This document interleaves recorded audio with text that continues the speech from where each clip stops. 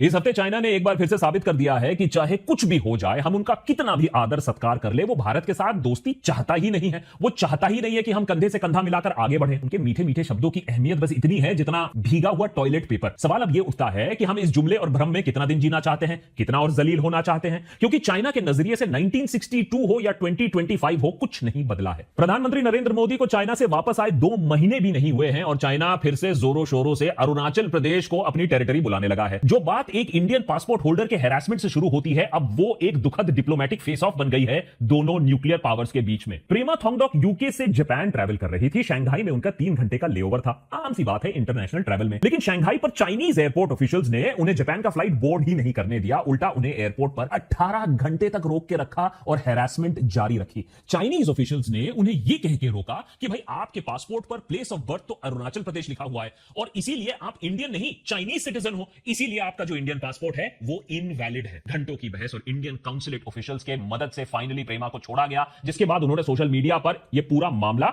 इसको बताया क्या हुआ था। अब आप बोलोगे कि हो सकता है कि भाई ये अफसर की गलती हो सकती है। अब सरफिरों की कमी किसी देश में तो होती नहीं है, लेकिन इस घटना के सोशल मीडिया पर वायरल होते ही चाइनीज फॉरेन मिनिस्ट्री ने इस पर कड़ी टिप्पणी की। अपने स्टाफ की गलती मानने की बात तो आप भूल जाइए। चाइनीज फॉरेन मिनिस्ट्री के स्पोक्सपर्सन ने वर्ल्ड मीडिया के सामने भारत को खुली चुनौती दी। First of all, Zhangnan is China's territory. China never acknowledges the so-called Arunachal Pradesh illegally set up by India. हमारे देश में चाहे कितने भी राजनीतिक मतभेद हो जाए, मनमुटाव हो जाए, ट्रोलिंग हो जाए, लेकिन जब बात देश की सुरक्षा और अखंडता की आती है तब हम भी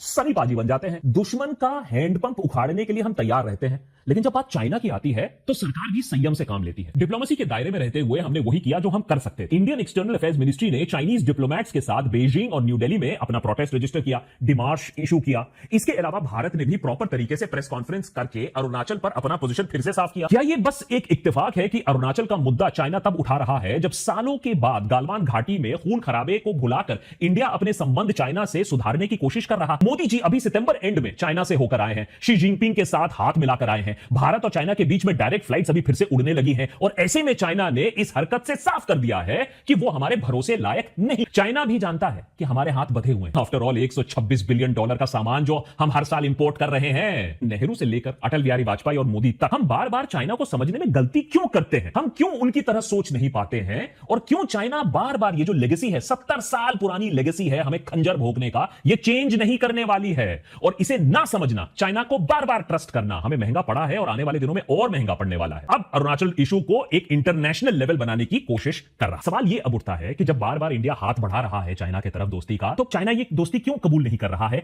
क्यों बार बार इंडिया को बैकस्टैप किया जा रहा है? वो नहीं चाहता है कि एशिया के रीजन में 2 स्ट्रॉन्ग पावर्स उभरे।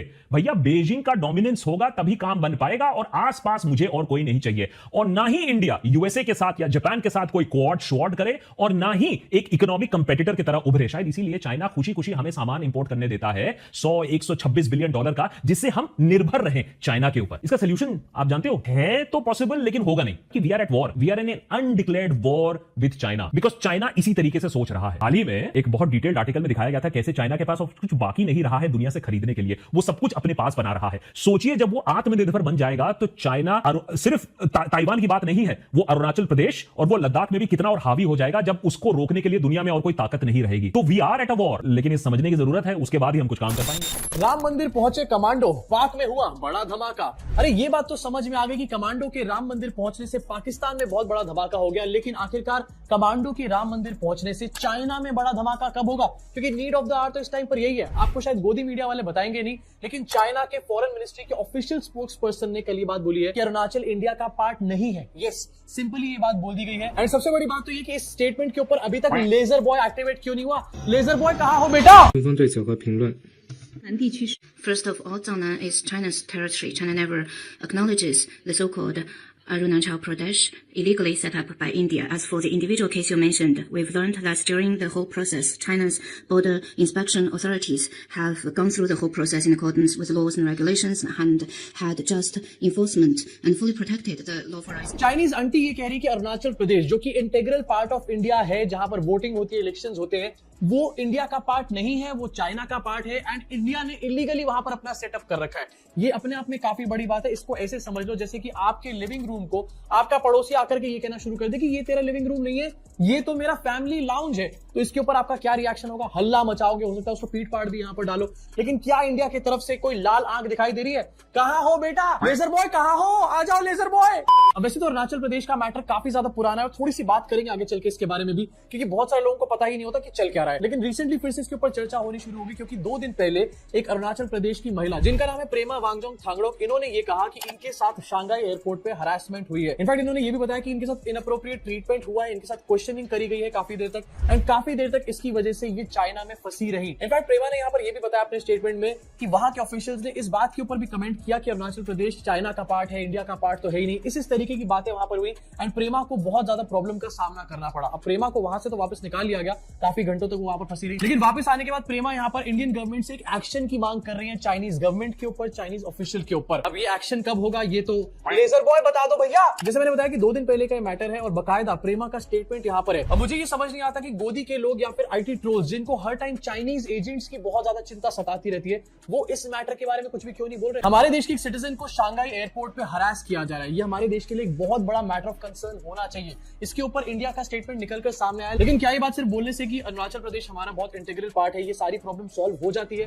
डेफिनेटली नहीं हो जाती, क्योंकि सालों पुरानी प्रॉब्लम है। 500 साल से मंदिर नहीं बना था, मोदी जी ने बनवा दिया, लेकिन ये 100-200 साल पुरानी प्रॉब्लम क्यों नहीं खत्म करवा पा रहे मोदी जी? इसी मैटर के ऊपर चाइनीज गवर्नमेंट की फॉरेन मिनिस्ट्री की वो आंटी चाइना वाली, दोबारा आपको सुनाना चाहता हूं उनका क्या कहना है। उन्होंने डिनाई कर दिया कि हमने ऐसा कुछ भी हैरेसमेंट नहीं करा। क्लियरली झूठ बोलने का यहाँ पर काम किया जा रहा है। India. So individual cases with during the whole process, Chinese border police national authorities have also cooperation with laws and regulations and have just enforcement and full ethical cooperation interests of the There is no so-called measures in cooperation. They have full variety of this forest, fishing and food for the force. Aunty यहाँ पर clear झूठ बोल रही है और deny कर रही है कि कोई भी हरासमेंट नहीं हुई है। लेकिन चाइना के बोलने से क्या फर्क पड़ता है? चाइना तो आज तक ये भी कहता रहता है कि उन्होंने कोरोना वायरस नहीं फैलाने का काम किया, बट पूरे वर्ल्ड को यहाँ पर सच्चाइयां पता है। अब जब चाइना का ट्रैक रिकॉर्ड ऑलरेडी सब लोगों को पता है, तो आखिरकार ये लेजर बॉय कहाँ है भैया? लेजर बॉय को तो ले आओ कोई निकाल के कहीं से। देखो यूजुअली बताया जाता है कि मोदी सरकार की फॉरेन डिप्लोमेसी, तो भैया क्या बात है, बहुत ही बढ़िया फॉरेन डिप्लोमेसी है। एंड देखा नहीं तुमने अभी रिसेंटली मोदी जी गए थे मेलोनी के साथ, कैसे मतलब खाखा की कर रहे हैं। इससे अच्छी डिप्लोमेसी तो कोई हो ही नहीं सकती। लेकिन क्या ये फॉरेन डिप्लोमेसी एक्चुअली में सही है? कश्मीर को पाकिस्तान अपना हिस्सा बताने की कोशिश करता है, दूसरी तरफ अरुणाचल प्रदेश को चाइना अपना हिस्सा यहाँ पर क्लियरली बताने का काम कर रहा है। कहाँ है हमारे फॉरेन डिप्लोमेसी वाले चाचा? एंड यूजुअली हम यहाँ पर देखते हैं पाकिस्तान कोई बात बोलता है कश्मीर के बारे में, तो यहाँ से कहा जाता है कि इनको इस बार जवाब दिया जाएगा। लेकिन चाइना अगर ऐसी बात बोलता है अरुणाचल प्रदेश के बारे में, तो आखिरकार चाइना के लिए क्यों नहीं कहा जाता कि इनको इस बार एक्चुअल वाला जवाब दिया जाएगा, बॉर्डर के ऊपर जवाब दिया जाएगा? क्या अरुणाचल प्रदेश को हम लोग दिल से अपना नहीं यहाँ पर मानते, या फिर चाइना को हम यहाँ पर बॉर्डर पे जवाब देना चाहते ही नहीं है? इसी साल के अगस्त में मोदी जी ने शी जिनपिंग के साथ मुलाकात करी थी एससीओ समिट में, एंड वहां पर क्या बात हुई थी दोनों के बीच में, ये आपको आगे चल के दिखाऊंगा। लेकिन उससे पहले जरा अरुणाचल प्रदेश की इस प्रॉब्लम के बारे में यहाँ पर बात करना चाहता हूँ। क्यों बार बार ये मैटर निकल कर खड़ा होता है? एक्चुअली में अरुणाचल प्रदेश किसका पार्ट है, इंडिया का या फिर चाइना का? देखो यहाँ पर डिस्प्यूट काफी ज्यादा पुराना है, लेकिन 1914 में एक शिमला कन्वेंशन नाम की चीज हुई थी, जहां पर ब्रिटिशर्स ने और तिब्बत के लोगों ने एक लाइन ड्रॉ करी थी एंड उसके ऊपर अग्रीमेंट बनाने का काम किया था। वो लाइन जो ड्रॉ करी गई थी उसको कहा जाता है मैकमोहन्स लाइन, एंड अरुणाचल प्रदेश जो है वो उस लाइन के इस तरफ आता है जिस तरफ इंडिया है। तो क्लियरली यहाँ पर शिमला कन्वेंशन के हिसाब से अरुणाचल प्रदेश इंडिया का ही इंटीग्रल पार्ट है। इनफैक्ट अरुणाचल प्रदेश में इलेक्शंस होते हैं, वहां का लॉ एंड ऑर्डर इंडिया के पास है, अलग अलग इंडियन स्कीम्स का फायदा लोगों को वहां पर मिलता है। चाइना से वहां पर कुछ भी नहीं दिया जा रहा, चाइना वहां पर कोई इलेक्शन नहीं करवा रही, तो आखिरकार चाइना इसको क्लेम कर भी कैसे सकती है? लेकिन 1914 का जो शिमला कन्वेंशन है जिसको लेकर के कहा जाता है, इंडिया ये कहता है कि अरुणाचल प्रदेश हमारा पार्ट है, चाइना ये कहता है कि मैं तो इस टाइम पर वहां पर मौजूद था ही नहीं, मैंने तो इस पे कोई साइन वहां पर करे नहीं, तो मेरे हिसाब से मैकमोहन लाइन वगैरह कुछ भी नहीं है, मैं तो इसको नहीं मानने वाला। अब इस टाइम की सिचुएशन ये है कि वहां पर सारा एडमिनिस्ट्रेशन, इलेक्शन, पूरा सिस्टम इंडिया का चलता है, लेकिन चाइना अपने मैप्स में, अपने स्टेटमेंट में, इनफैक्ट अपनी वीजा पॉलिसी में भी अरुणाचल प्रदेश को साउथ तिब्बत बोलने का काम करता है। एंड क्लियरली बात समझ में आती है कि चाइना यहाँ पर बेईमानी कर रहा है। इसकी वजह से बार बार स्टैंड ऑफ भी देखने को मिलते रहते हैं अरुणाचल प्रदेश में। लेकिन इंडियन गवर्नमेंट सीरियसली इसका जवाब आखिरकार क्यों नहीं देती? बॉर्डर्स पे इसका जवाब क्यों नहीं दिया जाता जैसे कि पाकिस्तान के साथ दिया जाता है? यहाँ पर जब मोदी जी प्रधानमंत्री नहीं बने थे तो उन्होंने कहा था कि चाइना को लाल आंख दिखा करके बात करनी चाहिए, ये प्रधानमंत्री मनमोहन सिंह के लिए कहा गया था। लेकिन जब से मोदी जी पीएम बने हैं तब से वो चाइनीज प्रेसिडेंट के साथ 2-3 बार मुलाकात कर चुके हैं, लेकिन लाल आंख एक भी बार नहीं दिखाते। इनफैक्ट आपको दिखाना चाहता हूं, पिछले 1.5 साल में 2 बार यहाँ पर मुलाकात हुई है। पहली ब्रिक्स समिट 2024 और उसके बाद इसी साल के अगस्त में एससीओ मीट में मोदी जी और शी जिनपिंग की मुलाकात हुई। इनफैक्ट इसी मुलाकात में ये भी कहा था दोनों नेताओं ने कि बॉर्डर इश्यूज को रिजॉल्व करने पे और ज्यादा यहाँ पर मेहनत करी जाएगी, इनकी मीटिंग में डिसाइड हुआ था। लेकिन प्रेमा के इंसिडेंट के बाद से ये बात कहीं पर भी नहीं कही जा सकती कि बॉर्डर इश्यूज रिजॉल्व हो रहे हैं। क्लियरली यहाँ पर चाइना कह रहा है कि इंडिया ने अरुणाचल प्रदेश में इलीगल सेटअप कर रखा है। इतनी बात कहने के बाद तो आरएसएस की वो जो 3 दिन वाली आर्मी है उसको पहुंच जाना चाहिए था चाइना के बॉर्डर के ऊपर, ऊपर एंड चाइना को पूरी तरीके से नेस्तो नाबूद कर देना चाहिए था। लेकिन कहां है भैया ये लोग? इनफैक्ट इनका कमांडर किधर है? अब जिस टाइम पर ये बॉर्डर इशू आकर के खड़ा हो चुका है उस टाइम पर यहां पर इसके बारे में कोई बात नहीं हो रही। गोदी मीडिया इसके ऊपर कोई डिस्कशन नहीं कर रहा, कोई लाल आंख, कोई आईटी सेल के ट्रोल्स इसके बारे में बात नहीं कर रहे। इनफैक्ट अभी हम लोग बात कर रहे हैं राम मंदिर के बारे में। मोदी जी अयोध्या में जाके रोड शो कर रहे हैं एंड उसी को लेकर यहां पर मीडिया कह रही है कि अयोध्या पहुंचा कमांडो एंड पाकिस्तान में इससे बड़ा धमाका हो गया। कमांडो अयोध्या पहुंच गया है लेकिन चाइना में धमाका क्यों नहीं हो रहा? फिर से बात पूछना चाहता हूं। इनफैक्ट पूरे देश को इसमें डाइवर्ट कर दिया गया कि कल अयोध्या में ध्वजारोपण किया गया है एंड मोदी जी ने ये वियर्ड सा यहाँ पर नमस्कारम भी किया है। अब कई लोग कह रहे हैं इसको लेकर के कि हाँ भैया ये होता है कुछ हिंदू धर्म में, लेकिन ट्रस्ट में मेरी फैमिली काफी ज्यादा पूजा पाठी लोग हैं एंड मैंने आज तक ऐसा वाला नमस्कार किसी को करते हुए नहीं देखा। फिर भी अगर ऐसा वाला होता होगा तो प्लीज कमेंट सेक्शन में बता देना भैया, हमारे को सारी बातें तो पता नहीं है, हम मोदी जी की तरह कोई परम ज्ञानी वगैरह तो है नहीं। अब मोदी जी अयोध्या में जाकर धर्म के नाम पर ऐसा पॉलिटिकल इवेंट करे किसी को कोई फर्क नहीं पड़ता, लेकिन एक्चुअल रियल इश्यूज जो है उनको तो यहाँ पर एड्रेस किया जाए। चाइना के इस क्लेम के ऊपर एटलीस्ट प्रधानमंत्री को एक प्रेस कॉन्फ्रेंस यहाँ पर करनी चाहिए थी। प्रेस कॉन्फ्रेंस तो खैर छोड़ दो, कम से कम यहाँ पर एक मीडिया बाइट तो निकल करके सामने आती या फिर मोदी जी का एड्रेस टू नेशन ही सामने आ जाता, लेकिन ऐसा कुछ भी देखने को नहीं मिल रहा। इस साल में एक एक करके बड़ी घटनाएं हो रही है एंड जितने भी क्लेम्स यहाँ पर करे जाते हैं मोदी सरकार के द्वारा फॉरेन डिप्लोमेसी के या फिर बॉर्डर सिक्योरिटी के, वो सारे के सारे यहाँ पर धराशायी हो चुके हैं। सबसे पहले पहलगाम अटैक हमने यहाँ पर देखा and border safety and security वहां पर पूरी तरीके से लैप्स होती हुई हमारे को नजर आई। उसके बाद हम देख रहे हैं कि दिल्ली में धमाका हो रहा है एंड वहां पर भी एक breach of safety and security clearly हमारे को यहाँ पर नजर आ रही है। अब चाहे उसको कवर अप करने के लिए हम किसी भी धर्म को यहाँ पर टारगेट करते रहे, लेकिन सच्चाई वहीं पर रहने वाली है।